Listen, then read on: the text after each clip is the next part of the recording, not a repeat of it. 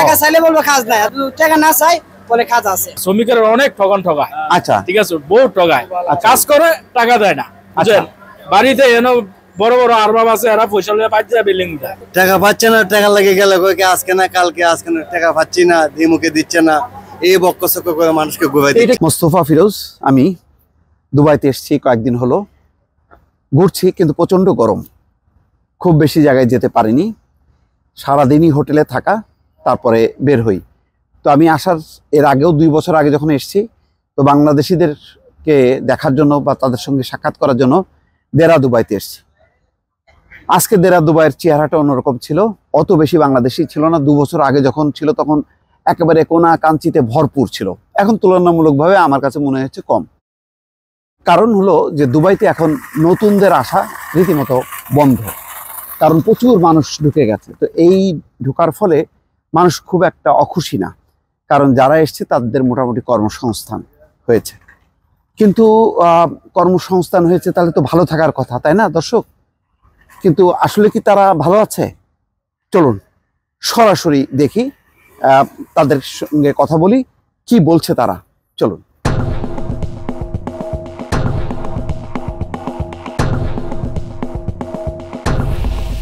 নতুন যারা আছে ওরা তেমন কাজ পাচ্ছে না, পুরাতন যেগুলো আছে ওরা আলহামদুলিল্লাহ চলতেছে। আচ্ছা, এখন তো কম আসতেছে নতুন লোক তো এখন তো ভিসা বন্ধ না। আচ্ছা, হ্যাঁ, এখন ভিসা বন্ধ। তো যারা আসছে ইতিমধ্যে তারা কি মানে কাজ পেয়েছে? তারা খাস কেউ সুবিধা মতো আত্মীয় স্বজন থাকলে কিছু সুবিধা ভোগ করতে পারছে, না হয় পারছে না। অসুবিধার মধ্যে এখন মোটামুটি একটু ব্যবস্থা হয়েছে, ভালো হয়। আবার আমরা যারা এই জায়গায় যারা আছে তারা কর্ম করেন বোরকা লাইনে কাজ করে বেশি হয়। আচ্ছা, হ্যাঁ, তো বোরকা লাইনের সিজন ভালো হয়ে গেছে, এখন ঈদের পর একটু কম চলে। আচ্ছা, 2 মাস একটু কম চলবো, এই একটু সমস্যা, যারা 3-4 মাস একটু কম চলবো। আমাদের যে বোরকার লাইনের যারা আছে ওরা হচ্ছে আপনার 6 থেকে 7 মাস এরকম মোটামুটি ভালো চলে। এরপর থেকে 1 বছরের মধ্যে প্রতি বছরে এরকম। এখন আমরা আছি তো এখন 8 বছর হয়ে যাচ্ছে, আমরা তো আছি পর্যন্ত প্রতি বছরে এরকম দেখছি। আমাদের আগে যারা ছিল এরাও সেম অবস্থা বলছে, মানে বোরকার লাইনে যারা আছে এরা 7 থেকে 8 মাস কাজ চলে ঠিক মতো। এরপরে মানে 5-6 মাস একটু কমই চলে, ওই সময় মানুষ দেশে চলে যায় আর কি বেশিরভাগ। মানে তাহলে কি বলা যায়, মানে এখন কি ভালো অবস্থায় আছে সবাই? হ্যাঁ, এখন হচ্ছে আমাদের কাজ আছে, কাজের রেট একটু কমে গেছে আগের তুলনায়, মানুষ বেশি হয়ে গেছে আর কি। আসলে কাজ জানলে, হাতে কর্ম থাকলে কাম এখানে আছে, টাকা আছে আলহামদুলিল্লাহ। আপনার কাজ জানতে হবে, দেশ থেকে আসার আগে কাম শিখে আসতে হবে। কি ধরনের কাজ?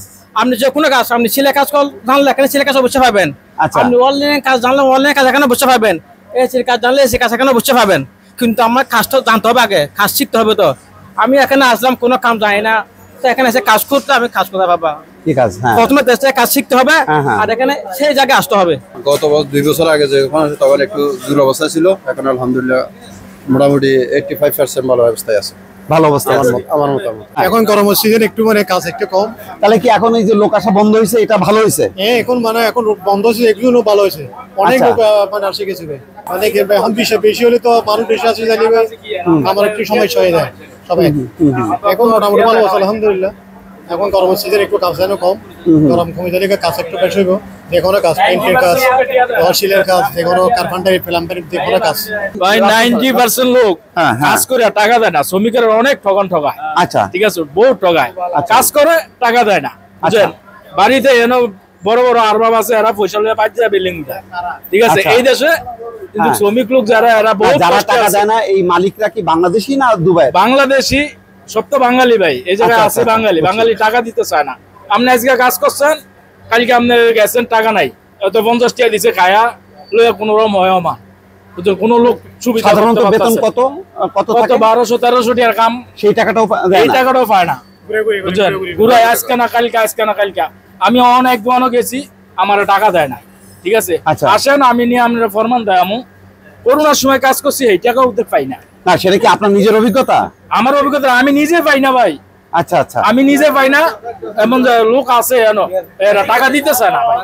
3000 ধরুন ভাই, একটা বাকি তো সবাই বললো যে মানে এরা ভাই পয়সা আলা, টাকা পাচ্ছে না, টাকা লেগে গেলে আজকে না কালকে, আজকে না টাকা পাচ্ছি না, দিমুকে দিচ্ছে না, এই বক্কচক্ক করে মানুষকে ঘুরাই দিচ্ছে। এটা কি করা? এটা তো আইনের দেশ, এটা কি সম্ভব? সম্ভব কিচ্ছু করার নেই তো। আমরা কোনো আইনে তো কোনো ব্যবস্থা করতেছে না, আমাদেরকে কেউ দেখতেছে না। তো এরকম ন্যায্য পয়সাটা আমরা পাচ্ছি কিনা এটা কেউ যাচাই করে দেখেন না, বুঝছেন? আমরা নিরুপায় হই, আমরা কি করবো, মারামারি করবো কিনা, ফিরে ভিডিও করলে তো সমস্যা। তার মানে যে 1200 বা 1300 টাকার যে বেতনটা, সেই বেতনটা মাস শেষে ঠিক না, ঠিক মতো পাচ্ছেন না। আমরা বাসা বাড়াইতে দেবে না, খানা কথা ঠিক মতো খাইতে পারি না, এরকম অনেকে লুটি খায় জীবন বাঁচাচ্ছে, কি করবো? অনেকে কাজ দিলে টাকা দেয় না, টাকা দিলে কাজ দেয় না। আচ্ছা, মানে দুধ আমি টাকা চাই বলে কাজ নাই। তার মানে কাজ আছে সত্য, কিন্তু টাকা পাওয়া যাচ্ছে না। মানে টাকা চাই আমি, টাকা চাইলে বলবো কাজ নাই, টাকা চাইলে বলবো কাজ নাই, আর দুধ মানে কাজ টাকা না চাই বলে কাজ আছে। এখানে বাঙালি হোক ইন্ডিয়ানই হোক, এখানে কারিগরের ভুষা দিয়ে তারা দোকানদারি করে, কিন্তু 25,000, 10,000, 20,000 এরকম জমা রাখে, কিন্তু টাকাটা ঠিক মতো দেয় না। টাকা চাইলে এখানে দোকান কাজ বন্ধ করে কাজ দিবে না, ওইরকম কথা বলে এরা। কিন্তু এরা কিন্তু সবাই কিন্তু কারিগরের ভুষা দিয়ে দোকানদারি চলে এখানে, আবের লাইন এটা, বুঝতে পারছেন? শ্রমিকের টাকা দিয়ে এখানে অনেক টাকা কারিগরের মাল বানাই ওইখানে দোকানদার দিয়ে আসবে, এরা বিক্রি করবে, এরা বিক্রি করে 10,000 জমাইছে 200 দিয়ে দিবে, ওইরকম। দর্শক, মোটামুটি যেটা দেখেন শুনলেন, একেবারে সরাসরি সবার কাছ থেকে বক্তব্য নিলাম। এখানে সবাই খোলা মনে বক্তব্য দিল। তো দুঃখজনক, এখন লোক আসা বন্ধ দুবাইতে। এটা ভালো হয়েছে, কারণ যারা আছে তাদের কাজের সংস্থান হয়েছে। কিন্তু আমাদের কিছু যারা বিভিন্ন প্রতিষ্ঠানের কর্ণধার, তাদের কারণে কিন্তু এই শ্রমিকরা বা কর্মীদের, সাধারণ কর্মীরা কিন্তু চরম দুর্দশার মধ্যে আছে। এই ভিডিওর মাধ্যমে আমি সরকারের দৃষ্টি আকর্ষণ করছি, দূতাবাসের দৃষ্টি আকর্ষণ করছি। শুধু তাই না, এই দেশের সরকারের প্রতিও অনুরোধ করছি যে এই সংকটের সুরাহা আপনারা করবেন, নোটিশ দেবেন, যাতে প্রত্যেক মালিক একদম মাস শেষে তারা বেতন দিতে বাধ্য হয়। যদি বেতন দিতে না পারে, তাহলে প্রয়োজনে তারা তাদের প্রতিষ্ঠান বন্ধ করুক, কিন্তু মানে বেতন ছাড়া কোনো কর্মী যাতে না চলতে পারে, এইটা নিশ্চিত করতে হবে। বহু কষ্ট করে, রক্ত ঘাম ঝরিয়ে তারা পরিশ্রম করে, লোন করে, টাকা খরচ করে, বাড়ির থেকে টাকা এনে তারা চলছে, এবং তারা এখানে এসেও সেইভাবে। তো সুতরাং তারা কোনোভাবেই যাতে বঞ্চিত না হয়, এটি রক্ষা করার জন্য আমি এই জায়গা থেকে, দেরা দুবাই থেকে দর্শক আমি অনুরোধ করলাম সব পক্ষের কাছে। ভালো থাকবেন, আল্লাহ হাফেজ।